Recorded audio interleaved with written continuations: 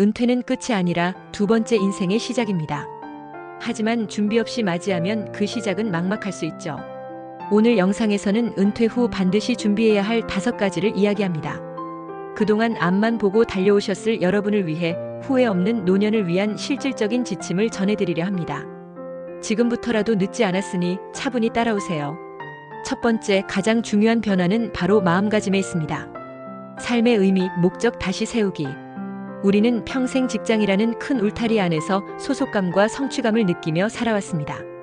하지만 은퇴와 동시에 그 울타리가 사라지면 많은 분들이 내가 누구였는가라는 질문보다 지금 무엇으로 살아갈 것인가라는 훨씬 더 본질적인 질문에 직면하게 됩니다.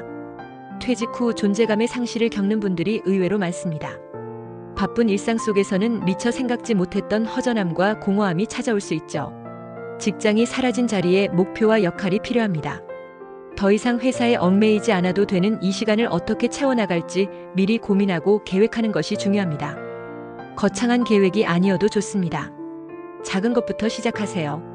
손자, 손녀 돌보기, 못다 읽은 책을 읽으며 글쓰기 연습하기, 지역사회 봉사활동에 참여하기, 작은 텃밭을 가꾸며 자연과 교감하기 등 일상 속에서 소소한 행복과 보람을 찾을 수 있는 활동들을 찾아보는 것이 중요합니다. 중요한 포인트는 하루 중 내가 의미 있게 느끼는 시간이 반드시 있어야 한다는 것입니다. 단순히 시간을 보내는 것이 아니라 내가 무언가를 해내고 있다는 성취감, 누군가에게 도움이 되고 있다는 보람, 새로운 것을 배우고 있다는 즐거움을 느낄 수 있는 활동을 찾아야 합니다. 이는 정신 건강에도 매우 긍정적인 영향을 미칩니다. 두 번째는 모든 활동의 기본이 되는 건강입니다. 건강은 곧 자유. 많은 은퇴자들이 이구동성으로 이야기하는 것이 바로 건강의 중요성입니다. 아프면 아무것도 못합니다. 돈이 아무리 많고 시간이 아무리 많아도 건강을 잃으면 그 모든 것이 무용지물이 됩니다.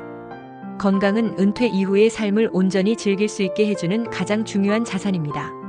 식사 조절, 꾸준한 운동, 정기 검진은 기본 중의 기본입니다.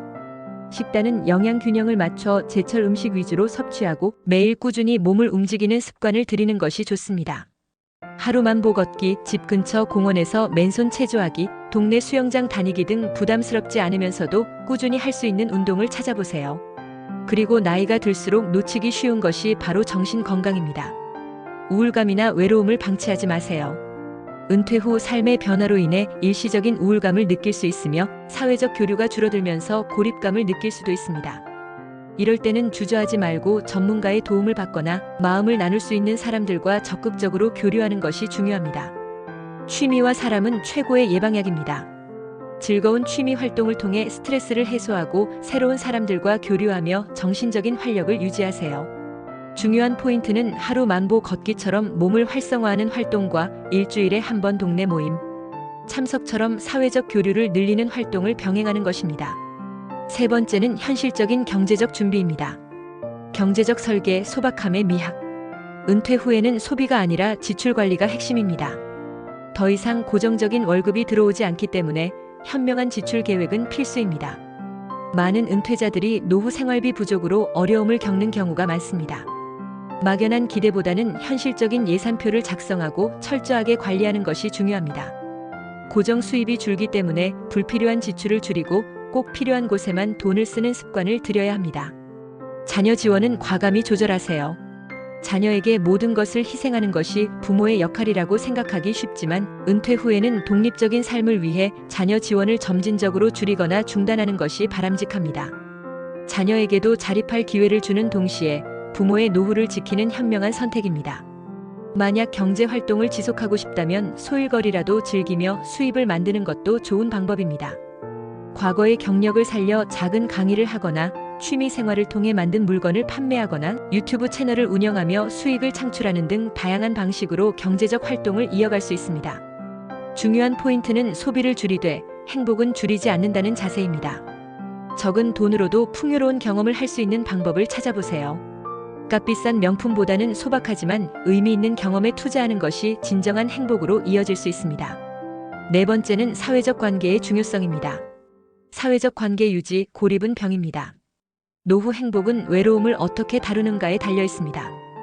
은퇴 후 사회생활이 줄어들면서 인간관계가 단절될 위험이 커집니다. 매주 통화할 수 있는 친구가 있는가? 매달 얼굴 볼 수 있는 이웃이 있는가? 스스로에게 질문해 보세요. 혼자 밥 먹는 시간이 길어질수록 마음의 병도 깊어질 수 있습니다. 연구에 따르면 사회적 고립은 건강에 매우 부정적인 영향을 미치며 우울증, 치매 등 다양한 질병의 위험을 높인다고 합니다. 은퇴 후에도 적극적으로 새로운 사람들을 만나고 기존의 관계를 유지하는 노력이 필요합니다. 동호회 활동에 참여하거나 자원봉사 활동을 통해 새로운 인연을 맺거나 옛 직장 동료들과 정기적으로 만나는 모임을 가지는 것도 좋습니다. 온라인 커뮤니티를 통해 같은 관심사를 가진 사람들과 소통하는 것도 좋은 방법입니다.